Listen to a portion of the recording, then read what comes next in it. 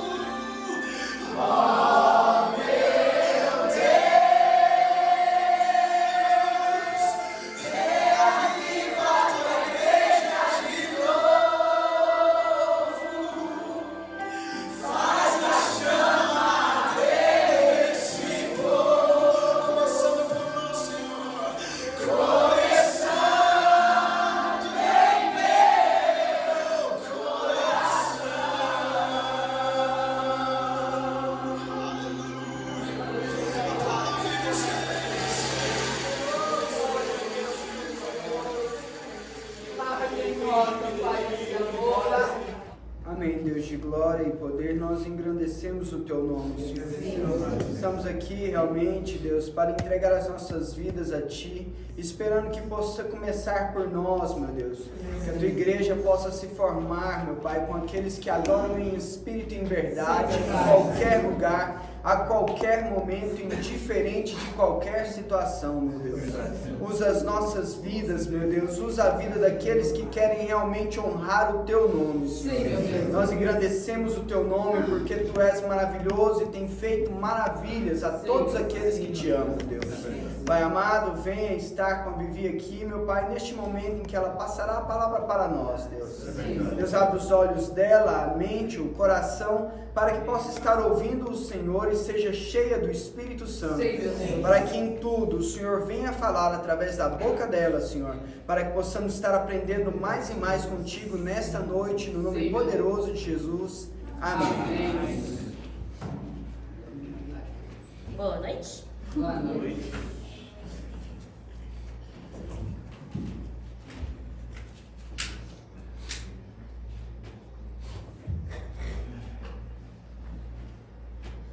Vocês podem me acompanhar em Daniel 3.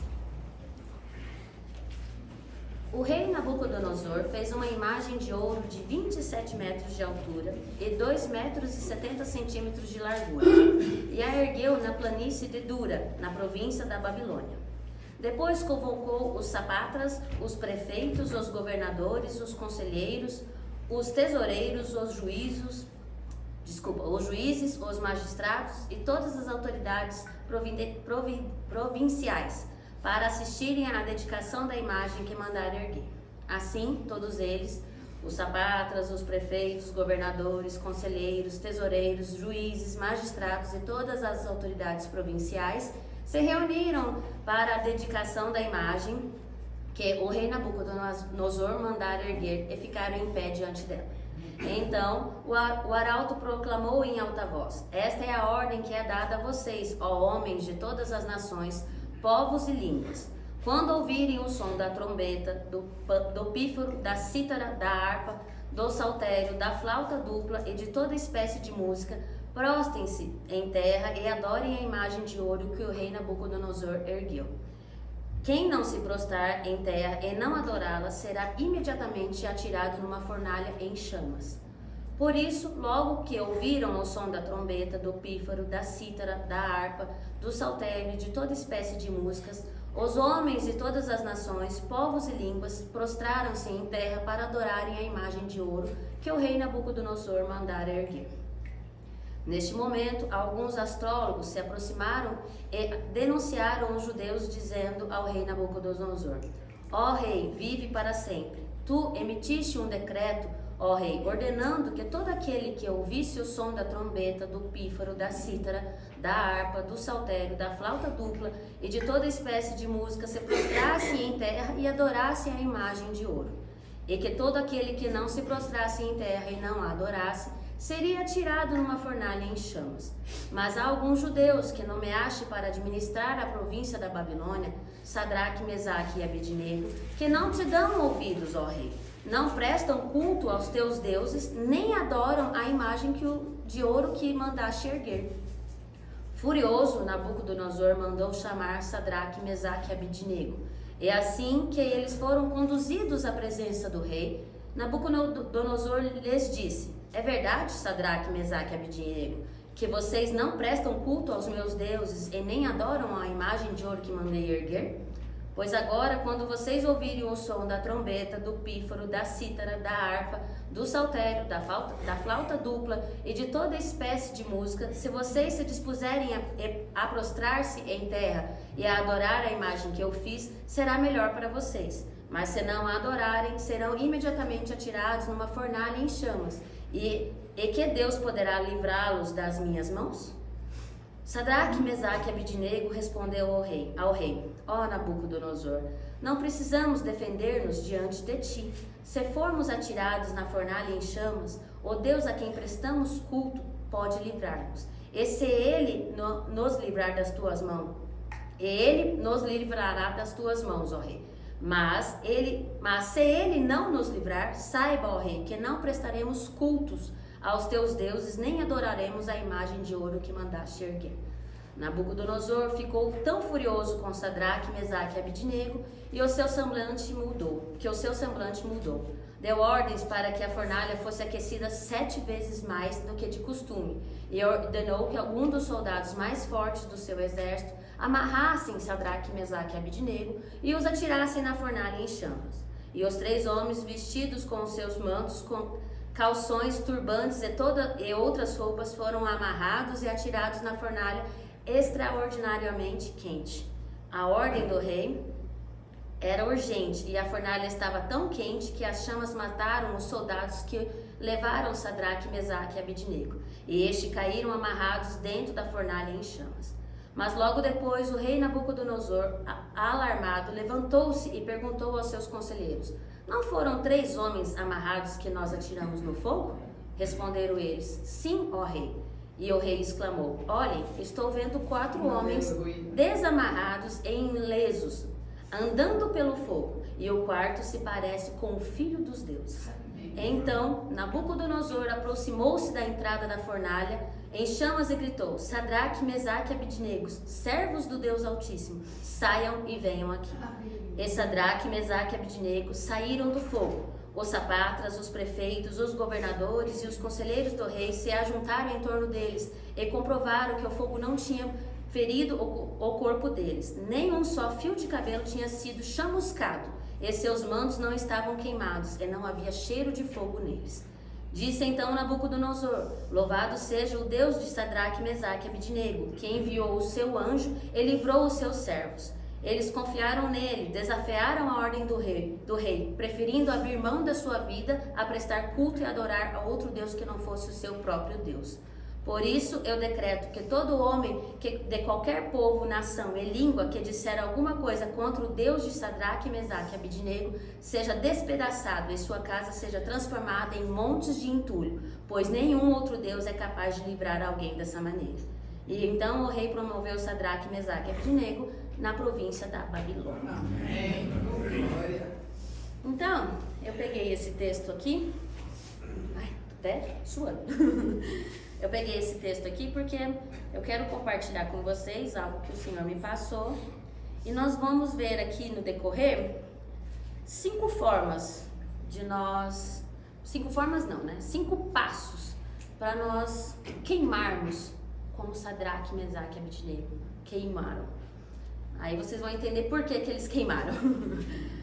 Primeira coisa que a gente precisa é o seguinte: nós precisamos, o primeiro ponto que nós temos que ter, que nós vemos na história magnífica aqui, de Ananias, Misael e Azarias, que são os verdadeiros nomes, né, de Sadraque, Mesaque e Abidnego.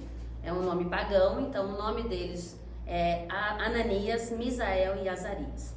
A primeira coisa que precisamos ter para termos esse livramento como eles tiveram, essa manifestação de poder tão grande, nós precisamos ter audácia, né?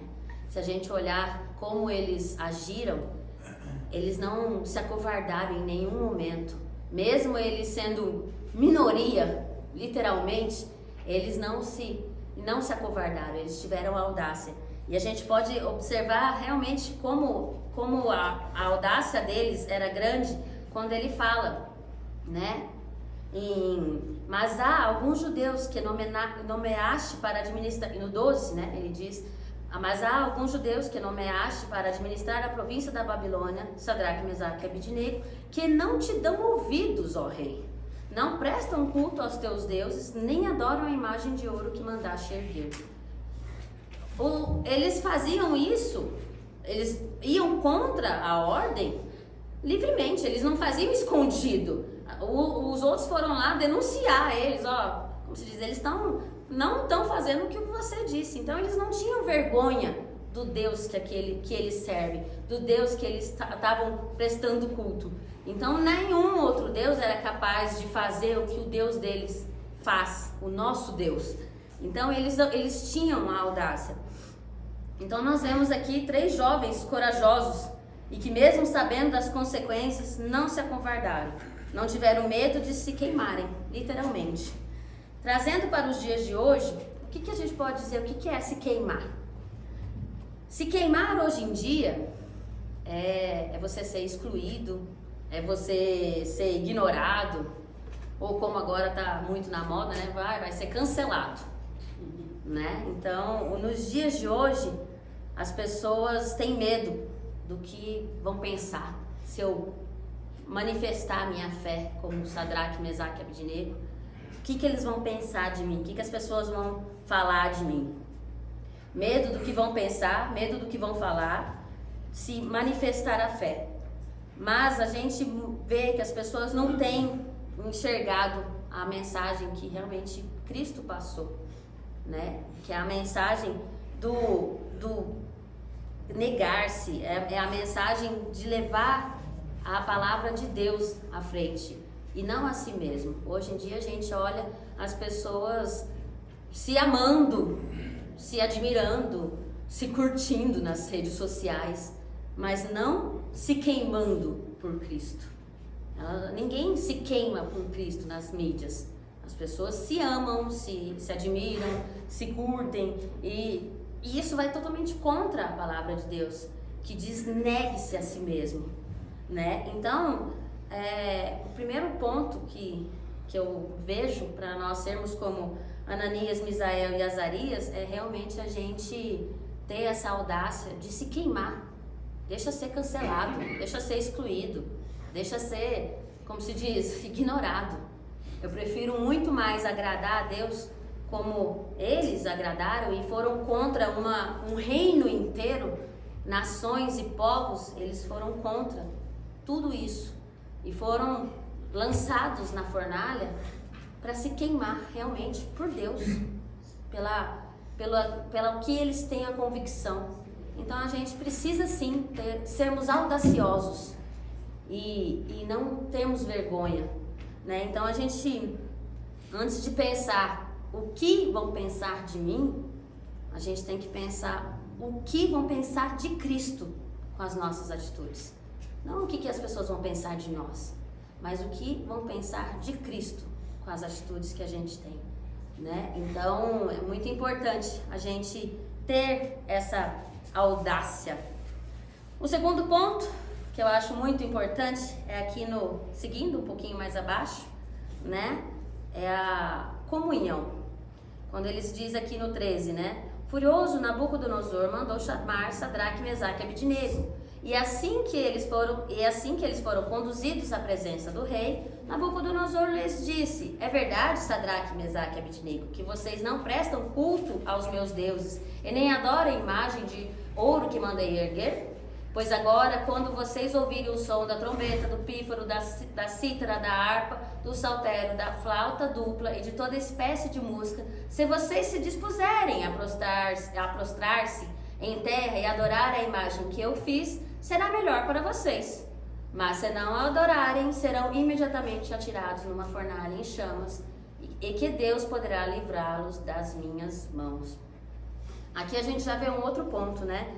Mostra que quando eles foram chamados à presença de Nabucodonosor, nenhum deles falou: não, deixa quieto, pode ir vocês, eu me arrependo, já estou me ajoelhando aqui. Nenhum deles. Eles foram, os três, assumirem a fé diante do rei Nabucodonosor. Então, a comunhão é muito importante. Então, a gente vê aqui que nenhum deles voltou atrás e unidos, juntos, eles se fazem mais fortes. Por quê? Por que a união, como se diz, fez eles mais fortes? Porque uma convicção em uma pessoa só, ela é uma ideia. Uma convicção em 1, 2, 3 ou mais, ela é um fato. Então ela deixa de ser uma ideia, aquilo que a gente acredita. Se eu acredito sozinha, eu acredito para mim mesma. Agora, se aquilo que eu acredito, outra pessoa acredita, outras pessoas acreditam, ela se torna um fato na vida das pessoas, ela se torna realidade. Então a comunhão é muito importante. E o que eu achei aqui muito interessante, que diz Cristo e os discípulos também, eles falam muito da importância da comunhão, né? De estarem juntos, de compartilharem juntos. Por quê? Isso traz a força, fortalece a nossa fé, a união, ela fortalece a nossa fé, porque a gente, um ajuda o outro nas dificuldades, um ajuda. Então aqui, quando talvez se um deles pensasse em desistir, olhava para o lado e falava, mas eles não vão desistir, eu não vou deixar eles. E assim podia ser que os três tinham medo até, mas um olhou para o outro e se sentiu forte, porque o outro estava ali e ele não se acovardou. Então a comunhão faz a diferença, a comunhão une e realmente nos fortalece, nos capacita a nos mantermos firmes no propósito, firmes na convicção, como eles estavam aqui, firmes naquilo que eles precisavam fazer e o que era certo para eles fazerem.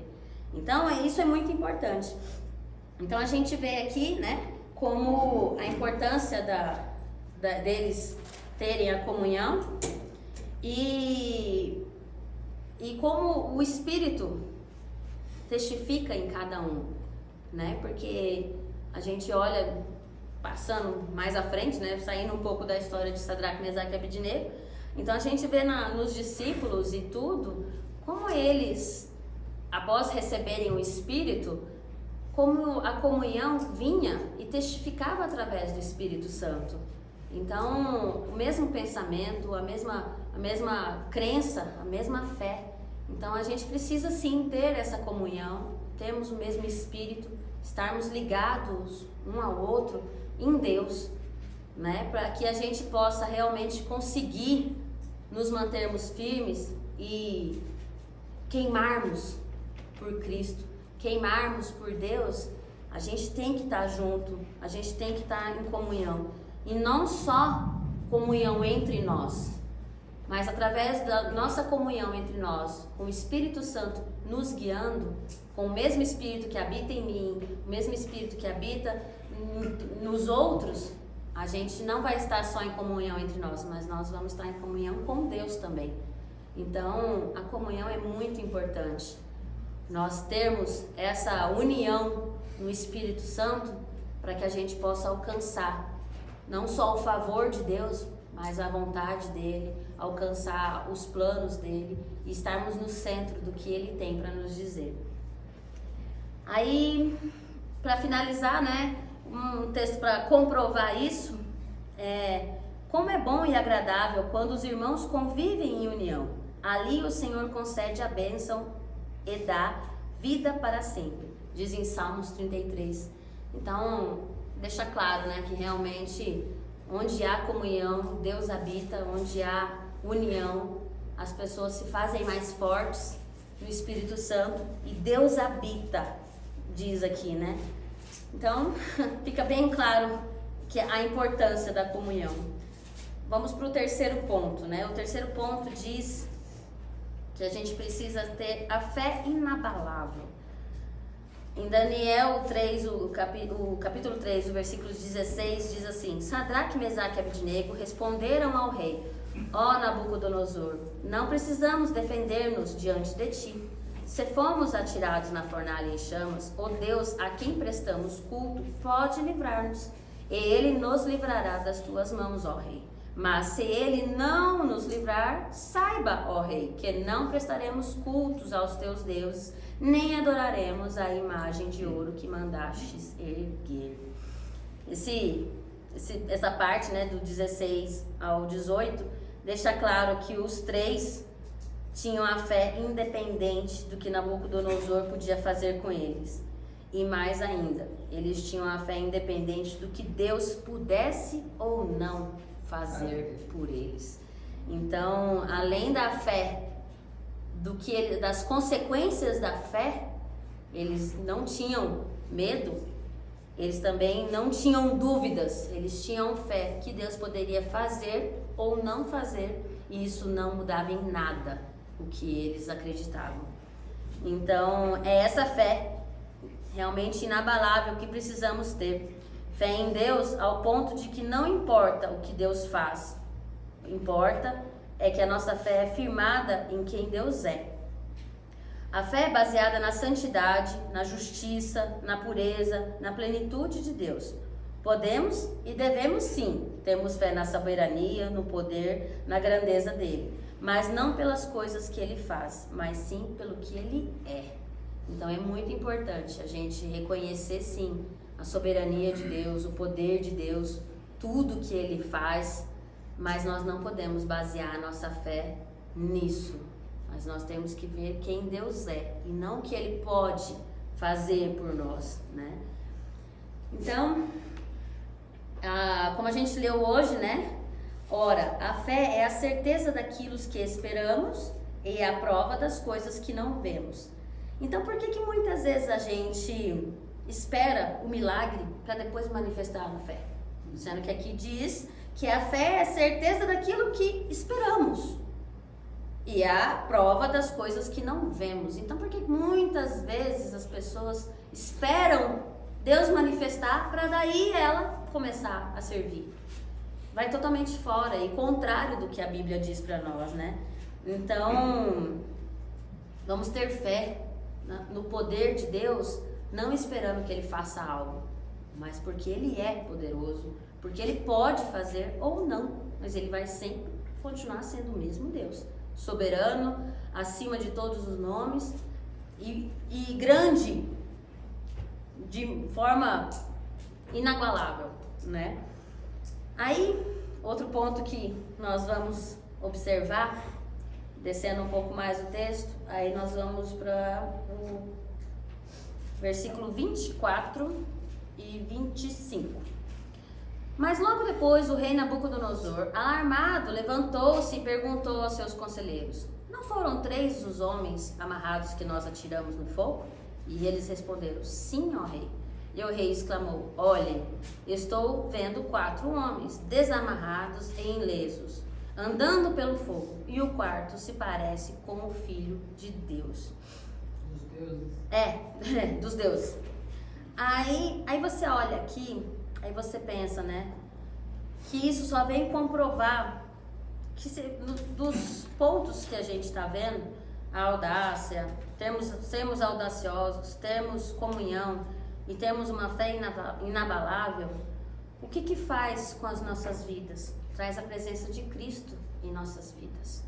Traz realmente, deixa claro que as 3 atitudes que Ananias, Misael e Azarias tiveram, fizeram com que a presença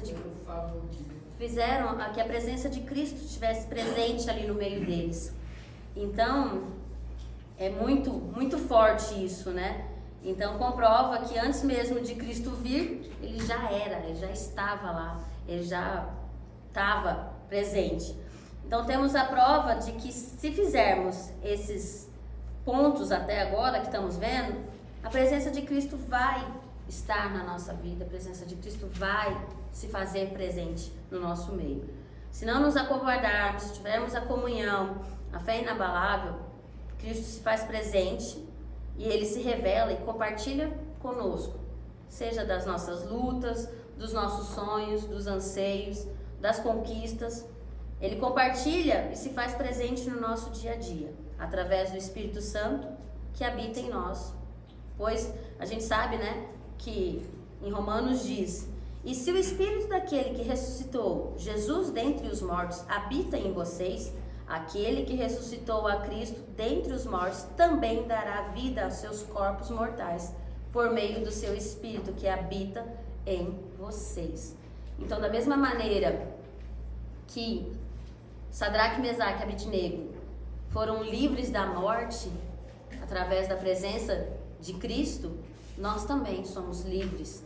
Ou melhor, nós também ressuscitamos, porque quando estamos no pecado, estamos mortos, como Romanos 8:11 diz, né, que eu li. Então, estávamos mortos e também ressuscitamos através do Espírito Santo para a vida realmente, vida com Cristo, a vida que Deus nos dá. Então, como a gente viu aqui, né, eles foram livres, né, da morte, tendo a audácia, tendo comunhão e uma fé inabalável. E através desses 3 pontos, eles tiveram a presença de Cristo que os livrou do fogo de Nabucodonosor. O que nos leva a um outro texto, que é o último ponto, que pode-se dizer, o mais importante. E nós vamos ler agora Daniel 1, 17 ao 20. Voltando um pouquinho as páginas aí. Aí ele diz assim, né? Aqui, vou resumir. Aqui é quando Sadraque, Mesaque e Abednego chegam e junto com Daniel. Aí a esses 4 jovens, Deus deu sabedoria e inteligência para conhecerem todos os aspectos da cultura e da ciência. E Daniel, além disso, sabia interpretar todo tipo de visões e sonhos. Ao final do tempo estabelecido pelo rei para que os jovens fossem trazidos à sua presença, o chefe dos oficiais os apresentou a Nabucodonosor. O rei conversou com eles e não encontrou ninguém comparável a Daniel, Ananias, Misael e Azarias, de modo que eles passaram a servir o rei. O rei lhes fez perguntas sobre todos os assuntos que exigiam sabedoria e conhecimento, e descobriu que eram 10 vezes mais sábios do que todos os magos e encantadores de todo o seu reino. Por que eu achei isso aqui interessante e importante? Porque o último ponto, para nós realmente estarmos queimando por Deus, é nós termos santidade. Mas o que é a santidade? A santidade, aqui nesse texto, mostra que os 4 jovens eram santos. E por que santos? Porque santo vem da palavra hebraica kadosh, que se traduz como santidade. E a palavra santidade quer dizer consagrado, separado. Mas para ser santo, consagrado e separado, você não tem que ser alienado, nem ignorante, nem tapado, nem sem conhecimento. Para você ser santo, você não pode se misturar, não pode se envolver. Então, muitas vezes as pessoas confundem a santidade com uma atitude ignorante. Acha que a pessoa para ela... Confunde santidade com ignorância. Exatamente, a pessoa confunde. E não, aqui deixa claro que eles tinham conhecimento da ciência, da cultura, eles tinham conhecimento além, e não era tapado, entendeu? Eles não eram pessoas ignorantes, não, eles tinham conhecimento. Então, por quê? Porque você, para ser santo, você tem que ser consagrado e separado. Então, você pode até mesmo, e vivemos no mundo real, onde você sai para trabalhar, onde você encontra pessoas e o mundo está aí girando. Deus está na soberania dele, mas o mundo continua girando. Deus não vai tirar você do mundo porque você se converteu. Deus não vai fazer que você vire vá para outro planeta porque você acredita nele. Mas você não pode se envolver com as coisas do mundo, você não pode se misturar com as coisas do mundo. Então, ser santo é você não se misturar, ser separado, ser diferente, como eles foram, como eles agiram, como eles se comportaram. Isso é ser santo, e não ceder. A gente não pode ceder a nossa fé, a gente não pode se acovardar do que a gente acredita, ou deixando de cumprir a vontade de Deus, porque aí você está se misturando com as coisas do mundo, você está se deixando ser levado pelas coisas do mundo. Então, isso é muito importante para a gente compreender que nós, para sermos santos, nós realmente não podemos ter esse tipo de pensamento de ignorância, de que a gente não vai viver no mundo, a gente não vai viver no mundo totalmente apartado. Não, nós estamos no mundo e nós temos que saber lidar. Só que o que acontece? Como a gente viu aqui, a forma que eles fizeram. Eles eram audaciosos na convicção da fé deles. Eles tinham unidade e união através daquilo que eles acreditavam. Eles tinham a fé que os faziam ser fortalecidos. Aí eles tinham, junto com tudo isso, dentro eles tinham, como se diz, algo que fazia eles estar confiantes quando eles estavam dentro da fornalha, que era a presença de Cristo. E isso só provou que eles eram santos.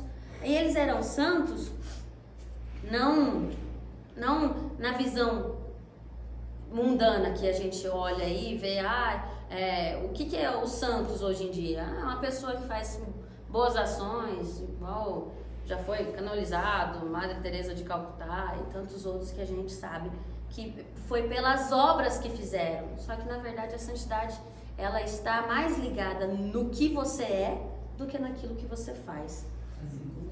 Assim como Deus, né? Então isso é muito importante. Aí nós vamos aqui para finalizar, já que eu já estou quase passando o horário.